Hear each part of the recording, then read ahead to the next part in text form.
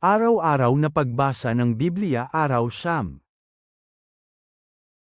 Lumang Tipan, Genesis Kapitulo 19, Genesis Kapitulo 20 versikulo 1 hanggang 18. Dumating ang dalawang anghel sa Sedoma sa gabi, habang nakaupo si Lot sa tarangkahan ng Sedoma. Nakita sila ni Lot, tumayo siya upang salubungin sila, at nagpatira pa na nakasayad ang mukha sa lupa. Sinabi niya, "Nakikiusap ako aking mga Panginoon, kayo ay pumunta muna sa bahay ng inyong lingkod at manatili ng magdamag at hugasan ang inyong mga paa. Pagkatapos, maaari na kayong bumangon ng maaga at pumunta sa inyong pupuntahan." At sinabi nila, "Hindi, magpapalipas na lang kami ng gabi sa liwasan ng bayan." Pero pinilit niya sila kaya sumama sila sa kanya, at pumasok sila sa kanyang bahay. Naghanda siya ng makakain nila at nagluto ng tinapay na walang pampaalsa at sila ay kumain. Pero bago sila humiga, pinaligiran ng mga kalalakihan sa lungsod, mga kalalakihan sa Sedoma, bata at matanda sa lahat ng sulok ng bayan, ang bahay niya, lahat ng kalalakihan sa bawat bahagi ng lungsod. Tinawag nila si Lot at sinabi, "Nasaan ang mga lalaking pumasok sa inyo ngayong gabi? Dalhin mo sila sa amin para masipingan namin sila." Kaya lumabas si Lot sa kanyang bahay at sinara ang pinto sa likuran niya. Sinabi niya sa kanila, "Nagmamakaawa ako sa inyo, mga kapatid ko, huwag kayong gumawa ng kasamaan. Tingnan ninyo, narito ang aking dalawang anak na babae na hindi pa nasisipingan ng sino mang lalaki. Hayaan ninyo, nakikiusap ako, na dalhin ko sila sa inyo at gawin ninyo sa kanila ang katanggap-tanggap sa inyong mga mata. Huwag lang dito sa mga lalaking ito dahil sila ay nasa loob ng aking pamamahay." Sabi nila, "Tumabi ka." Sinabi rin nila, "Ang taong ito ay dumating dito sa ating lugar bilang isang dayuhan at ngayon siya ay naging hukom natin. Mas malala pa ang gagawin namin sa iyo kaysa sa kanila." Tinulak nila ng malakas ang lalaki, si Lot, at lumapit para sirain ang pinto. Pero inabot ng mga lalaki ng kanilang mga kamay si Lot at dinala sa loob ng bahay kasama nila at sinara ang pinto. At doon naman sa mga tao na nasa labas ng pinto ng bahay, inatake sila ng mga panauhin ni Lot at ginawang bulag, ang mga bata pati matatanda, kaya nahirapan silang makita ang pinto ng bahay. Pagkatapos, sinabi ng mga lalaki kay Lot, "Mayroon ka pa bang ibang kasama rito?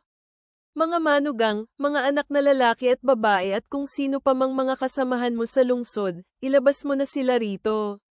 Wawasakin na namin ang lugar na ito, dahil napakarami na ng paratang sa kanila sa harap ni Yahweh, kaya pinadala niya kami para wasakin ito." Lumabas si Lot at kinausap niya ang kanyang mga manugang, ang mga lalaki na nangakong pakakasalan ang kanyang mga anak na babae, at sinabi, "Bilis, umalis na kayo sa lugar na ito, dahil wawasakin na ni Yahweh ang lungsod." Pero para sa kanyang mga manugang, tila ba nagbibiro lang siya. Nang mag-uumaga na, inudyakan ng mga anghel si Lot at sinabi, "Umalis ka na, kunin mo ang iyong asawa at dalawang anak na babae na narito, para hindi kayo maisama sa kaparusahan ng lungsod." Pero nag-alinlangan siya. Kaya hinawakan ng mga lalaki ang kanyang kamay, at ang kamay ng kanyang asawa, at mga kamay ng kanyang dalawang anak na babae, dahil mahabagin si Yahweh sa kanya.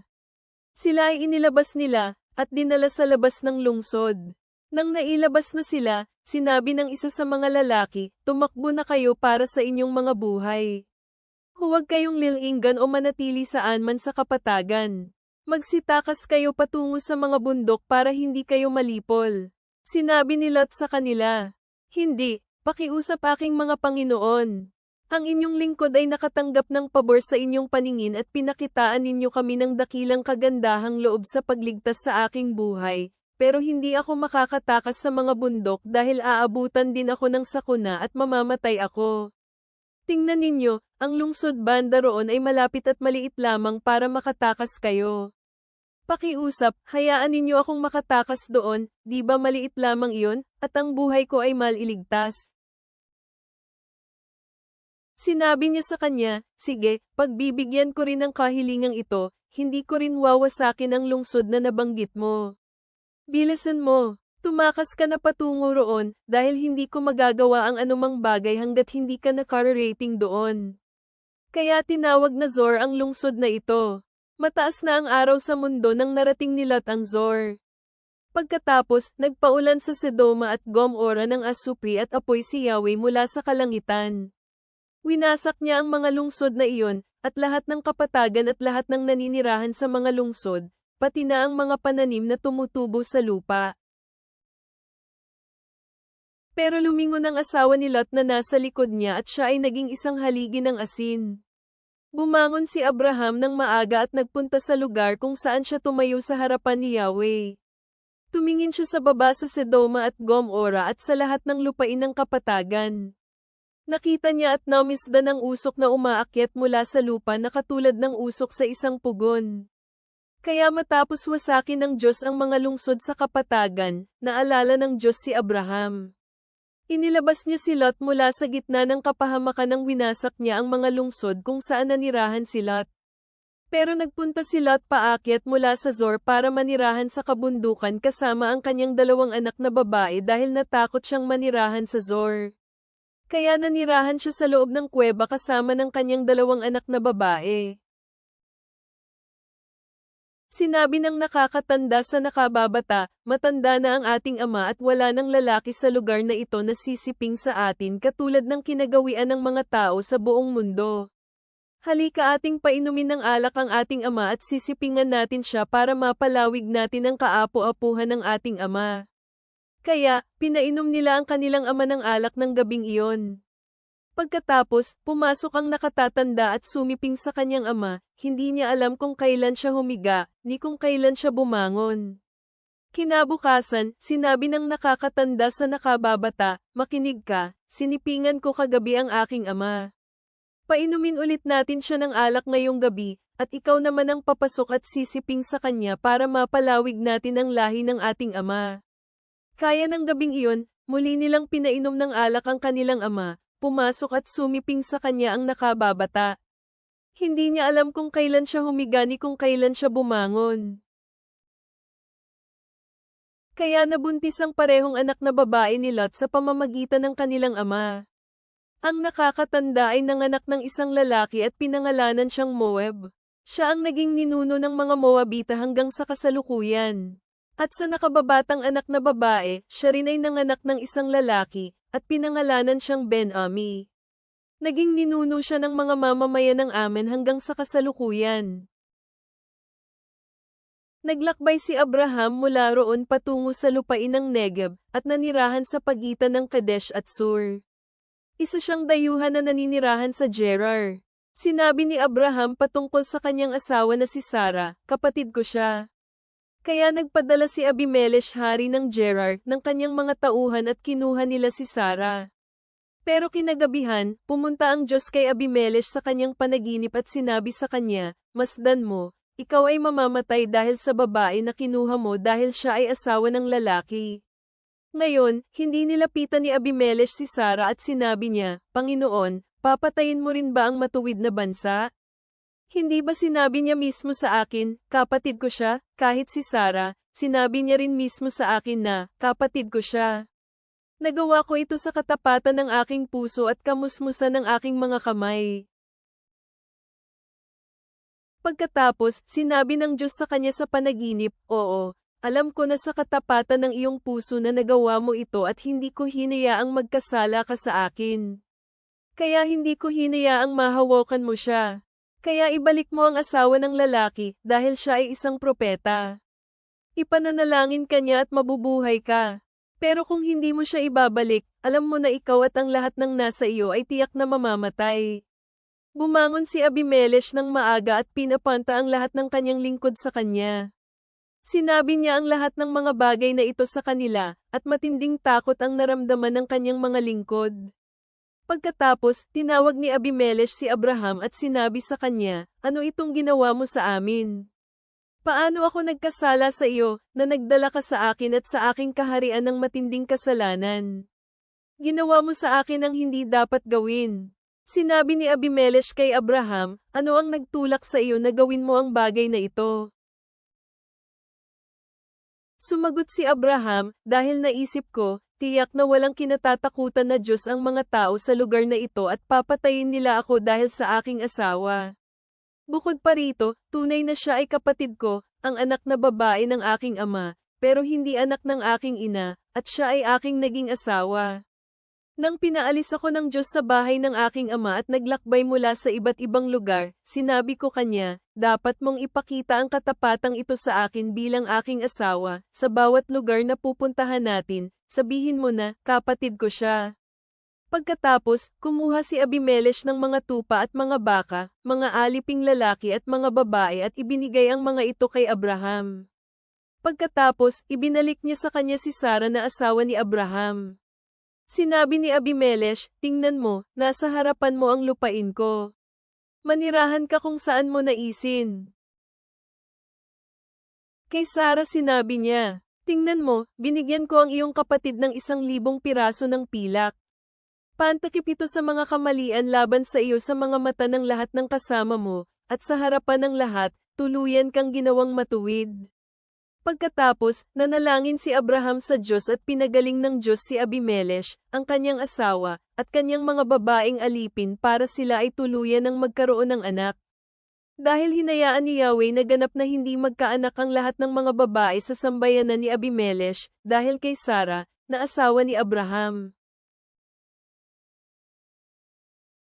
Bagong tipan. Matthew 24 minuto pasado alas 7:29, Matthew 8:1-22. Kaya ang lahat ng nakikinig sa aking mga salita at sumusunod sa kanila ay maihahalin tulad sa isang matalinong tao na nagtayo ng kanyang bahay sa isang bato. Bumuhos ang ulan at bamaha, umihip ang hangin at hinigupit ang bahay ngunit hindi ito bumagsak, sapagkat ito ay natatayo sa bato. Kaya ang lahat ng nakikinig sa aking mga salita at sumusunod sa kanila ay maihahalin tulad sa isang matalinong tao na nagtayo ng kanyang bahay sa isang bato.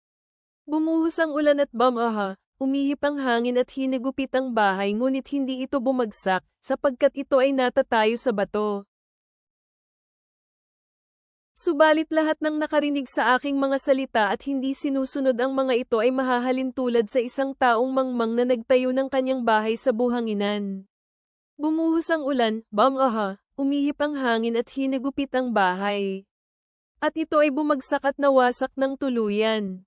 At pagkatapos sabihin ni Jesus ang mga salitang ito, namangha ang maraming tao sa kanyang pagtuturo, sapagkat nagturo siya sa kanila tulad ng isang may kapangyarihan, at hindi kagaya ng kanilang mga eskriba.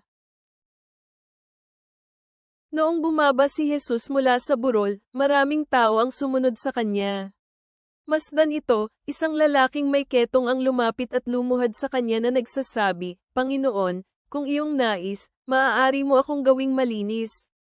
Inabot ni Jesus ang kanyang kamay at hinawakan siya na nagsasabing, nais ko. Maging malinis ka. Agad siyang nalinis sa kanyang ketong. Sinabi sa kanya ni Jesus, huwag mo itong sabihin kahit kanino man. Humayo ka sa iyong daan at magpakita ka sa pari at ihandog mo ang kaloob na iniutos ni Moises bilang patutos sa kanila. Pagpasok ni Jesus sa Capernaum, isang senturyon ang lumapit at kumausap sa kanya. Na nagsasabing, Panginoon, ang aking lingkod ay nakarete sa bahay, paralisado at lubhang nahihirapan. Sinabi ni Jesus sa kanya, pupunta ako at pagagalingin ko siya. Sumagot ang senturyon at sinabing, Panginoon, hindi ako karapat-dapat na papasukin ka sa ilalim ng aking bubong, sabihin mo lamang ang salita at gagaling na ang aking lingkod. Sapagkat ako may isang taong nasa ilalim ng kapangyarihan at may mga kawal ako na napapasailalim sa akin. Sinasabi ko sa isa, humayo ka, at siya ay humayo, sa isa halika, at siya ay lalapit at sa aking lingkod gawin mo ito, at ginawa nga niya. Nang marinig ito ni Jesus, siya ay namangha at kanyang sinabi sa mga taong sumusunod sa kanya, totoo ito sasabihin ko sa inyo, hindi pa ako nakakita ng may ganitong pananampalataya sa Israel. Sinasabi ko sa inyo, maraming darating mula sa silangan at kanluran at sila ay sasandal sa mesa ni Abraham, Isaac at Jacob sa kaharian ng langit. Ngunit ang mga anak ng kaharian ay ipatatapon sa kadiliman sa labas na kung saan may pagtangis at pagngangalit ng ngipin. Sinabi ni Jesus sa centurion, "Humayo ka. Mangyari sa iyo ang naaayon sa iyong pinaniwalaan." At gumaling nga ang kanyang lingkod sa ganap na oras na iyon. Pagkarating ni Jesus sa bahay ni Pedro, nakita niya ang biyenang babae ni Pedro na nakahiga at nilalagnat. Hinawakan ni Jesus ang kanyang kamay at inibsan siya ng lagnat. Bumangon siya at nagsimulang maglingkod sa kanya. Nang sumapit ang gabi, dinala ng mga tao kay Jesus ang maraming taong sinapian ng mga demonyo. Pinalayas niya ang mga espiritu sa pamamagitan ng salita at pinagaling niya ang lahat ng may sakit. Sa ganitong paraan natupad ang sinabi ni Isaias na propeta, kinuha niya ang ating mga sakit at dinala ang ating mga karamdaman. Ngayon, nang nakita ni Jesus ang maraming tao sa paligid niya, nagbigay siya ng mga tagubili na aalis siya upang magpunta sa kabilang ibayo ng dagat ng Galilea. At may lumapit na eskriba sa kanya at nagsabi, "Guro, susunod ako sa iyo saan ka man magpunta." Sinabi ni Jesus sa kanya, "May mga lungga ang mga asong gubat, may mga pugad ang mga ibon sa himpapawid, ngunit ang anak ng tao ay wala man lamang lugar na mapagsandalan ng kanyang ulo." May ibang alagad din ang nagsabi sa kanya, "Panginoon, payagan mo akong ilibing muna ang aking ama." Ngunit sinabi ni Jesus sa kanya, "Sumunod ka sa akin, hayaan mong ang patay ang maglibing sa sarili nilang patay." May ibang alagad din ang nagsabi sa kanya, "Panginoon, payagan mo akong ilibing muna ang aking ama." Ngunit sinabi ni Jesus sa kanya, "Sumunod ka sa akin, hayaan mong ang patay ang maglibing sa sarili nilang patay." Mga awit, Psalm 7:1-9. Yahweh aking Diyos, sa iyo ako kumukubli. Iligtas mo ako mula sa lahat ng humahabol sa akin, at iyong sagipin. Kung hindi, gugutay-gutayin nila ako tulad ng leon, luluray-lurayin ako ng pira-piraso nang walang sino man ang makakapagligtas sa akin. Yahweh aking Diyos, kailanman ay hindi ko ginawa ang ibinibintang sa akin ng mga kaaway ko, walang kawalan ng katarungan sa mga kamay ko. Hindi ako kailanman gumawa ng mali sa mga taong may kapayapaan sa akin, o sinaktan ng walang katuturan ang mga laban sa akin. Kung hindi ako nagsasabi ng katotohanan, hayaan mong habulin ng aking kaaway ang buhay ko at sagasaan ako, hayaan mo siyang tapak-tapakan ang katawan ko sa lupa at iwanan akong nakahiga sa kahihiyan sa alikabok. Sala. Bumangon ka, Yahweh, sa iyong galit, tumayo ka laban sa matinding galit ng mga kaaway ko, gumising ka para sa kapakanan ko at isakatuparan ang makatuwirang mga kautusan para sa kanila. Ang mga bansa ay nagsama-sama sa paligid mo, bawiin mong muli mula sa kanila ang lugar na nararapat sa iyo. Yahweh, hatulan mo ang mga bansa, ipawalang sala mo ako, Yahweh, dahil ako ay matuwid at walang kasalanan, kataas-taasan. Nawa dumating na sa katapusan ang mga gawain ng mga masasamang tao, pero patatagin mo ang mga taong matuwid, makatuwirang Diyos, ikaw na sumisiyasat ng mga puso at mga isipan. Bumangon ka, Yahweh, sa iyong galit, tumayo ka laban sa matinding galit ng mga kaaway ko, gumising ka para sa kapakanan ko at isakatuparan ang makatuwirang mga kautusan para sa kanila. Ang mga bansa ay nagsama-sama sa paligid mo, bawiin mong muli mula sa kanila ang lugar na nararapat sa iyo. Yahweh, hatulan mo ang mga bansa, ipawalang sala mo ako, Yahweh, dahil ako ay matuwid at walang kasalanan, kataas-taasan. Nawa dumating na sa katapusan ang mga gawain ng mga masasamang tao, pero patatagin mo ang mga taong matuwid, makatuwirang Diyos, ikaw na sumisiyasat ng mga puso at mga isipan. Mapagbiyayang Diyos, kami ay nagpapasalamat sa iyo para sa iyong plano ng pagtubos na nagiging oportunidad para sa iyong kaluwalhatian ang aming mga pagkakamali. Habang kami ay nakikita ang pananampalataya ni Abraham na nasubak at nalinis, palakasin ang aming tiwala sa iyong soberanya kahit hindi namin nauunawaan ang iyong mga paraan. Nawa kami ay tumugon sa iyong tawag ng may agarang pagsunod, alam na ang pagsunod kay Jesus ay nangangailangan ng pag-iwan sa aming lumang buhay. Bigyan mo kami ng karunungan upang makilala ang katotohanan mula sa panlilinlang at itayo ang aming buhay sa iyong hindi nagbabagong salita. Nang may mga pusong itinataas sa Panginoong na buhay na mag-uli, kami ay nagsasabi Amen.